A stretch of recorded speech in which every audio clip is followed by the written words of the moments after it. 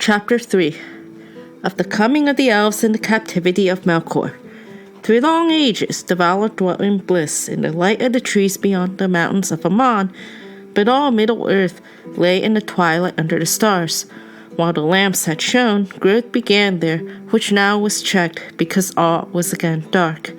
But already the oldest living things had arisen. In the seas, the great weeds, and on earth the shadow of great trees. And in the valleys of the night-clad hills there were dark creatures old and strong. To those lands and forests the Valar seldom came, save only Yavanna and Orome, and Yavanna would walk there in the shadows, grieving because the growth and promise of the spring of Arda was stayed. And she sat asleep upon many things that had arisen in the spring, so that they should not age, but should wait for a time of awakening that yet should be.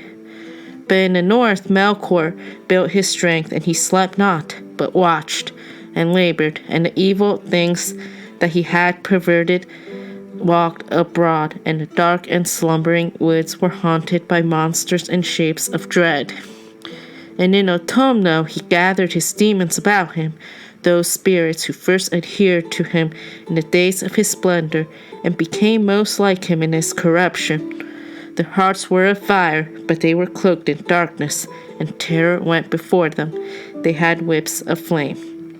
Balrogs they were named in Middle-earth in later days. And in that dark time, Melkor bred many other monsters of divers shapes and kinds that long troubled the world, and his realm spread now ever southward over Middle-earth. And Melkor made also a fortress and armory, not far from the northwestern shores of the sea, to resist any assault that might come from Aman. That stronghold was commanded by Sauron, lieutenant of Melkor, and it was named Angband.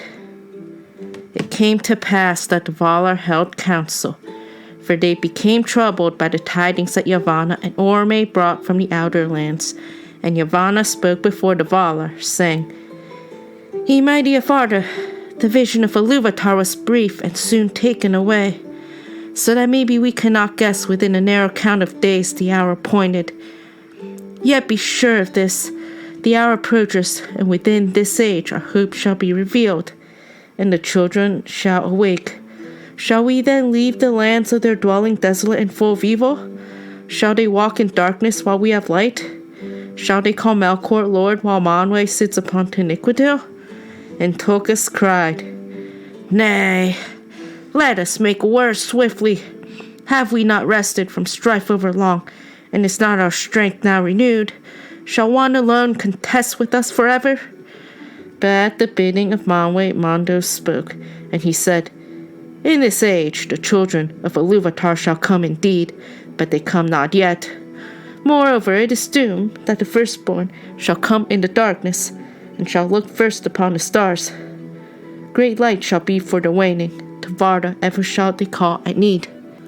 Then Varda went forth from the council, and she looked out from the height of Taniquidil, and beheld the darkness of Middle-earth beneath the innumerable stars, faint and far. Then she began a great labor, greatest of all the works of the Valar since their coming into Arda. She took the silver dews from the vats of Telperion, and therewith she made new stars and brighter against the coming of the firstborn. Wherefore she whose names out of the deeps of time and the labors of Ea was Tintale, the kindler, was called after by the elves Elantari, queen of the stars. Carnil and Luinil, Nadlar and Lumbar, Alcarinque, and Elamire she wrought in that time, and many other of the ancient stars she gathered together and set as signs in the heavens of Arda. Wilwarin, Telumendil, Soronume, and Anarima, and Manomakar with his shining belt that forebodes the last battle that shall be at the end of days. And high in the north, as a challenge to Melkor, she set the crown of 7 mighty stars to swing. Valak'sirca, the sickle of the Vala and sign of doom.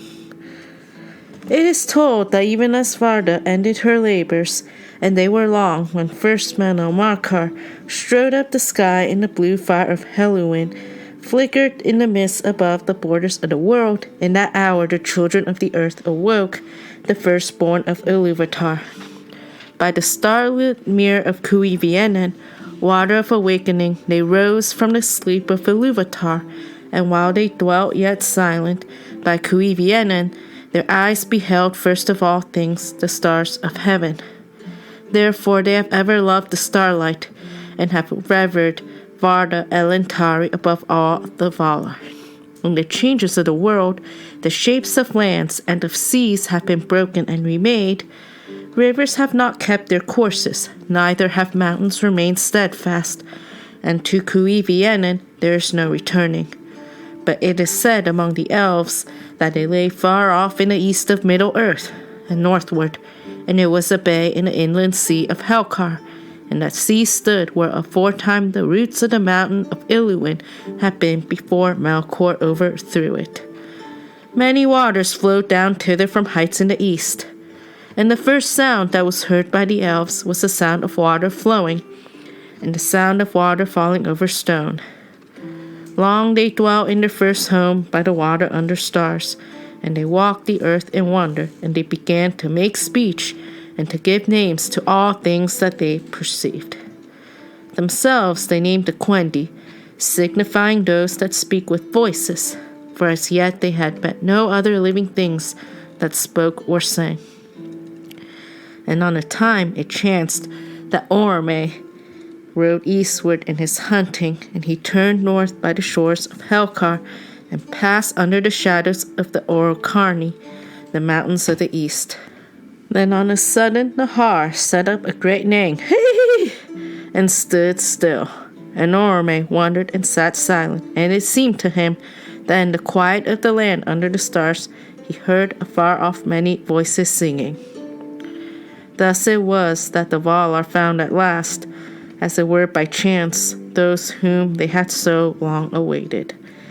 And Orome, looking upon the elves, was filled with wonder, as though they were beings sudden and marvelous and unforeseen, for so it shall ever be with the Valar. From without the world, though all things may be forethought in music, or foreshown in vision from afar, to those who enter verily into Ea, each in its time shall be met at unawares as something new and unforetold. In the beginning the elder children of Iluvatar were stronger and greater than they have since become, but not more fair. For though the beauty of the Quendi in the days of their youth was beyond all other beauty that Iluvatar has caused to be, it has not perished, but lives in the west, and sorrow and wisdom have enriched it. And Orome loved the Quendi, and named them in their own tongue Eldar, the people of the stars, but that name was after borne only by those who followed him upon the westward road. Yet many of the Quendi were filled with dread at his coming, and this was the doing of Melkor. For by after knowledge the wise declare that Melkor, ever watchful, was first aware of the awakening of the Quendi, and sent shadows and evil spirits to spy upon them and waylay them. So it came to pass, some years ere the coming of Orome, that if any of the elves strayed far abroad, alone or few together, they would often vanish, and never return, and the Quendi said that the hunter had caught them, and they were afraid.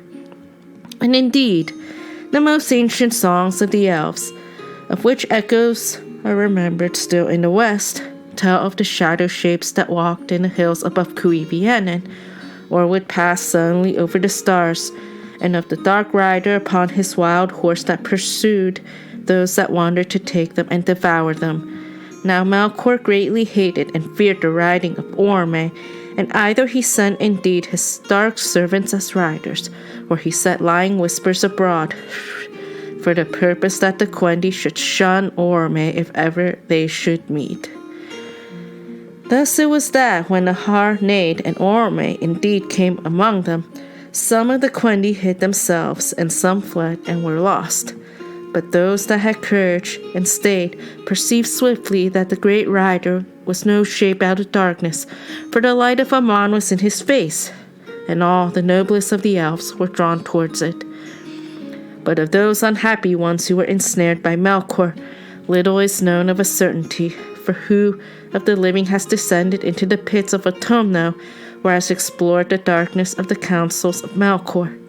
Yet this is held true by the wise of Erisea, that all those of the Quendi who came into the hands of Melkor, ere Tumno was broken, were put there in prison, and by slow arts of cruelty were corrupted and enslaved. And thus did Melkor breed the hideous race of the orcs in envy and mockery of the elves, of whom they were afterwards the bitterest foes. For the orcs had life and multiplied after the manner of the children of Ilúvatar, and naught that had life of its own, nor the semblance of life, could ever Melkor make since his rebellion and the Ainu Lindale before the beginning. So say the wise, and deep in their dark hearts the orcs loathed the master whom they served in fear, the maker only of their misery. This, it may be, was the vilest deed of Melkor, and the most hateful to Ilúvatar.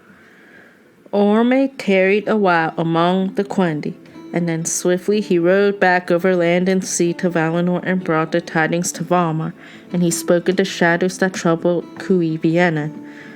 Then the Valar rejoiced, and yet they were in doubt amid their joy, and they debated long what counsel were best to take for the guarding of the Quendi from the shadow of Melkor. But Orme returned at once to Middle-earth and abode with the elves. Manwë sat long in thought upon Taniquidil, and he sought the counsel of Ilúvatar, and coming then down to Valmar, he summoned the Valar to the Ring of Doom, and thither came even Olmo from the outer sea. Then Manwë said to the Valar, "This is the counsel of Ilúvatar in my heart, that we should take up again the mastery of Arda, at whatsoever cost, and deliver the Quendi from the shadow of Melkor." Then Tolkas was glad, but Aule was grieved, foreboding the hurts of the world that must come of that strife. But the Valar made ready and came forth from Aman in strength of war, resolving to assault the fortresses of Melkor and make an end. Never did Melkor forget that this war was made for the sake of the elves, and that they were the cause of his downfall. Yet they had no part in those deeds, and they know little of the riding of the might of the west against the north in the beginning of their days. Melkor met the onset of the Valar in the northwest of Middle-earth, and all that region was much broken. But the first victory of the hosts of the west was swift, and the servants of Melkor fled before them to Autumnal. Then the Valar passed over Middle-earth, and they set a guard over Cuiviénen, and thereafter the Quendi knew nothing of the great battle of the powers, save that the earth shook and groaned beneath them, and the waters were moved, and in the north there were lights as of mighty fires. Long and grievous was the siege of Autumnal, and many battles were fought before its gates, of which naught but the rumor is known to the elves. In that time the shape of Middle-earth was changed, and the great sea that sundered it from Aman grew wide and deep, and it broke in upon the coasts and made a deep gulf to the southward. Many lesser bays were made between the great gulf and Helcaraxë far in the north, where Middle-earth and Aman came nigh together. Of these, the Bay of Balar was the chief, and into it the mighty river Sirion flowed down from the new raised highlands northwards, Dorthonion, and the mountains about Hithlum.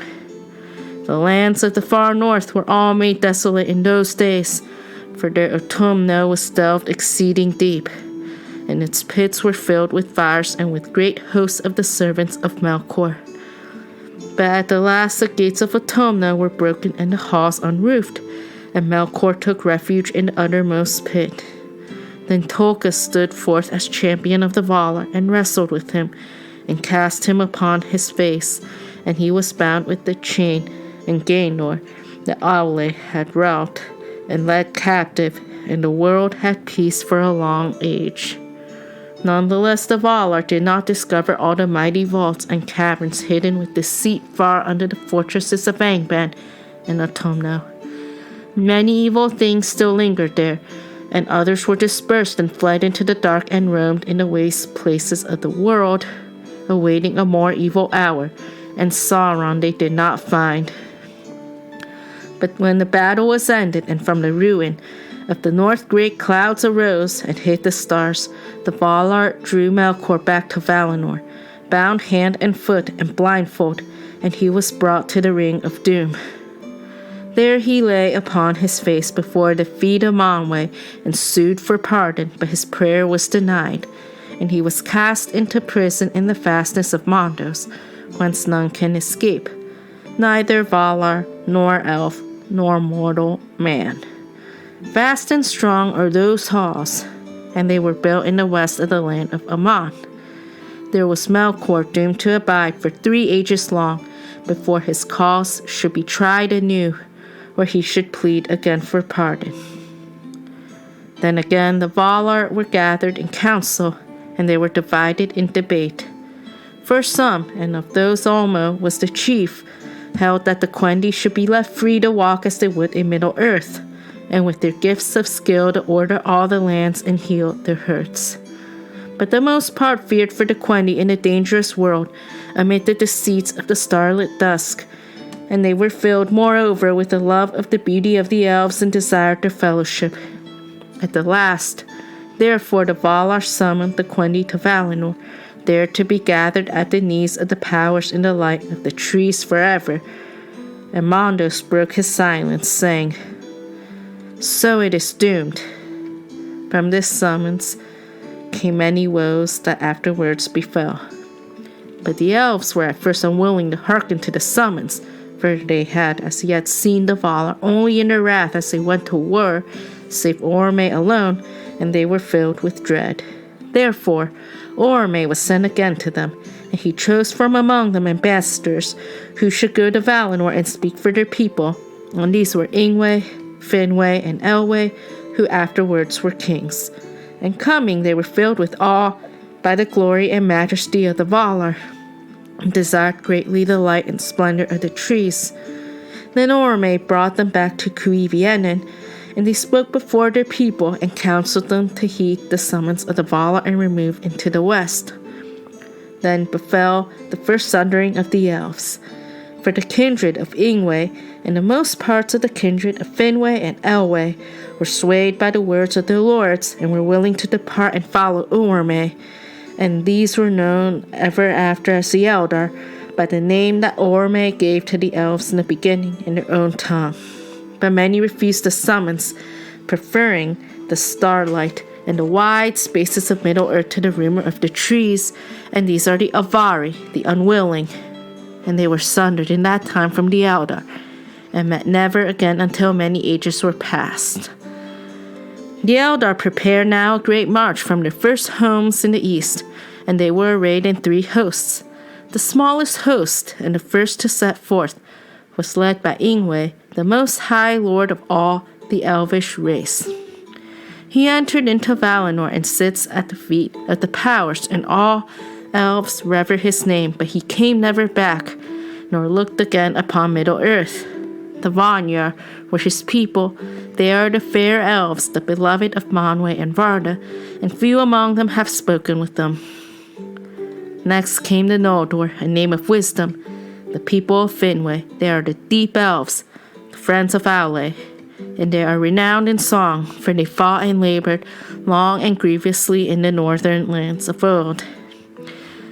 The greatest host came last, and they are named the Teleri, for they tarried on the road, and were not wholly of a mind to pass from the dusk to the light of Valinor. In water they had great delight, and those that came at last to the western shores were enamored of the sea elves. Therefore they became in the land of Aman the Falmari, for they made music beside the breaking waves. 2 lords they had, for their numbers were great. Elwë Singolo, which signifies grey mantle, and Olwë his brother. These were the 3 kindreds of the Eldalië, who passing at length into the uttermost west in the days of the trees are called the Calaquendi, elves of the light. But others of the Eldar there were who set out indeed upon the westward march, but became lost upon the long road, or turned aside, or lingered on the shores of Middle-earth, and these were for the most part of the kindred of the Teleri, as is told hereafter. They dwelt by the sea, or wandered in the woods and mountains of the world, yet their hearts were turned towards the west. Those elves the Calaquendi called the Umanyar, since they come never to the end of Aman in the blessed realm. But the Umanyar and the Avari alike, they call the Moriquendi elves of the darkness, for they never beheld the light that was before the sun and moon. It is told that when the hosts of the Eldalia departed from Cuivian and Orme rode at their head upon the Har, his white horse shod with gold, and passing northward about the Sea of Helkar, they turned towards the west. Before them, great clouds hung still black in the north above the ruins of war, and the stars in that region were hidden. Then not a few grew afraid and repented and turned back and are forgotten. Long and slow was the march of the Eldar into the west, for the leagues of Middle-earth were uncounted and weary and pathless. Nor did the Eldar desire to hasten, for they were filled with wonder at all that they saw, and by many lands and rivers they wished to abide. And though all were yet willing to wander, many feared rather their journey's end than hoped for it. Therefore, whenever Orme departed, having at times other matters to heed, they halted and went forward no more, until he returned to guide them. And it came to pass after many years of journeying in this manner that the Eldar took their course through a forest, and they came to a great river, wider than any they had yet seen, and beyond there were mountains whose sharp horns seemed to pierce the realm of the stars. This river, it is said, was even the river which was after called Anduin the Great, and was ever the frontier of the westlands of Middle-earth. But the mountains were the Hithaglir, the towers of mist upon the borders of Eriador, yet they were taller and more terrible in those days, and were reared by Melkor to hinder the riding of Orme. Now the Teleri abode long on the east bank of that river and wished to remain there, but the Vanyar and the Noldor passed over it, and Orme led them into the passes of the mountains. And when Orme was gone forward, the Teleri looked upon the shadowy heights and were afraid. Then one arose in a host of Alway, which was ever the hindmost on the road. Lenway he was called. He forsook the westward march and led away a numerous people southward down the great river, and they passed out of the knowledge of their kin until long years were past. Those were the Nandor, and they became a people apart, unlike their kin, save that they loved water and dwelt most beside falls and running streams. Greater knowledge they had of living things, tree and herb, bird and beast, than all other elves. And after years, Denethor, son of Lenway, turned again west at last, and led a part of that people over the mountains into Beleriand, ere the rising of the moon. At length, the Vanyar and the Noldor came over Eir Luin, the blue mountains between Eriador and the westernmost land of Middle-earth, which the elves after named Beleriand, and the foremost companies passed over the valley of Sirion and came down to the shores of the great sea between Drengus and the bay of Balar. But when they beheld it, great fear came upon them, and many withdrew into the woods and highlands of Beleriand. Then Orme departed, and returned to Valinor to seek the counsel of Manwë, and left them. And the hosts of the Teleri passed over the misty mountains, and crossed the wide lands of Eriador, being urged on by Elwë Singolo, for he was eager to return to Valinor in the light that he had beheld, and he wished not to be sundered from the Noldor, for he had great friendship with Finwë, their lord. Thus after many years the Teleri also came at last over Eir Luin into the eastern regions of Beleriand. There they halted and dwelt a while beyond the river Gelion. It is told that when the hosts of the Eldalia departed from Cuivian and Orme rode at their head upon